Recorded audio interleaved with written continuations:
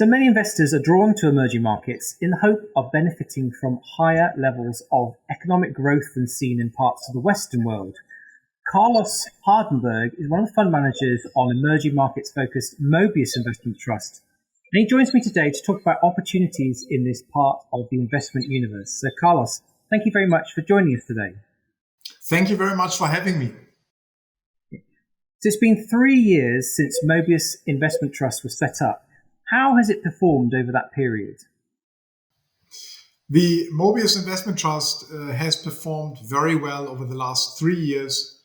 We have outperformed the peer group by a very wide margin. We've also outperformed the MSCI Emerging Market Midcap Index significantly, and we are now the top performing fund in the peer group.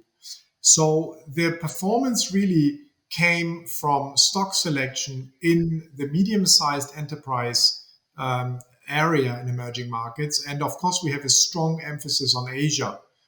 So we've done really well in markets like India, Taiwan. We've also done well in Korea.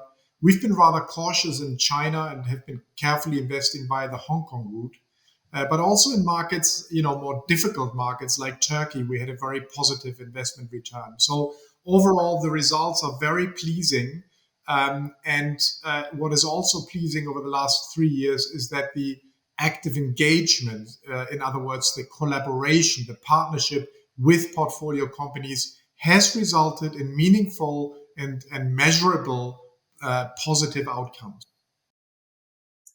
So investors have a lot of choice when it comes to emerging markets. So how is Mobius Investment Trust different from other investment companies targeting this part of the market?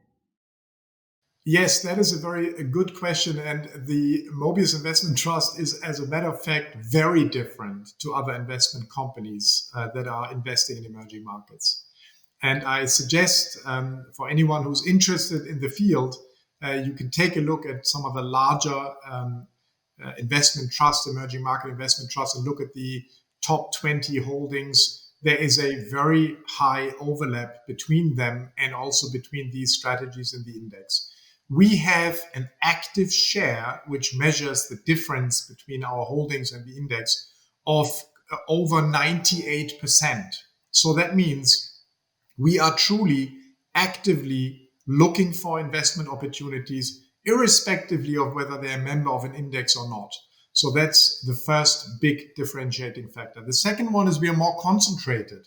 Instead of running a portfolio of 100 stocks, or I think the average is around 80 in emerging market funds, we have between 25 and 30 stocks. At the moment, we have 28 individual investments. So the concentration allows us to work much closer with companies and to really focus on the engagement work with every single company. It doesn't mean you compromise a risk by a large degree. Actually, as a matter of fact, our fund has had lower volatility, a faster recovery period, and overall better risk statistics than the wider market. And then we are really focused on one strategy only, instead of running many different strategies, single country, regional, thematic. We have departed from this concept and said, let's just focus on one strategy. And that's what has also been a driver of the returns over the last 3 years. Do you prefer India to China as a place to make money, given that 3 of your top 5 holdings are Indian companies, including the wires and cables group Polycab India and the tech firm Persistent Systems? I would say our preference is for the right companies with the right profile and the right quality framework. And of course, we are looking at macroeconomic context. We are always analyzing macro quite thoroughly before we invest in a business. India, of course, has a lot to offer, and the potential in India over the next 10 years are very, very large. And there's a lot of currently positive developments coming together. One, a private sector, which is investing a lot in India, which is developing a lot of new businesses, new technologies, new sectors which are coming into play, which are competing globally. You've got an almost infinite access to talent and human resources. You've got a very large domestic market where consumption is increasing and growing as household incomes are increasing over time.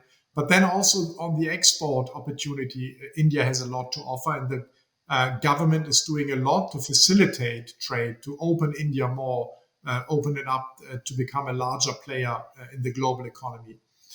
So I think India has a lot to offer. There's a large group of companies which are in this middle-sized segment. So that's what we are quite excited about. We also have a local analyst based in India, which is helping a great deal. I wouldn't, though, play down and write off the Chinese opportunity. Don't underestimate China. Don't underestimate the quality of some of those businesses in China. They're difficult to find. We have a few in the portfolio. But I think simply from a catch-up trade, India over the next decade or two will produce probably more positive economic news than China itself.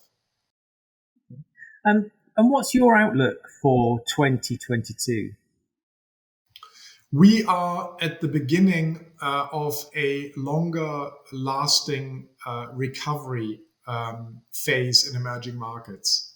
And we are seeing the first signs of trade normalizing, industrial production normalizing, also the trade bottlenecks which have occurred because of the COVID-19 problems are increasingly addressed. Companies are gradually moving back into an investment mode. CapEx numbers look encouraging. But I think there will be quite a number of stumbling blocks on the way. And the first one is just right ahead of us. I believe that the winter time will be challenging, maybe not so much in climate zones which are warmer, but certainly in those where the winter is hitting the population harder.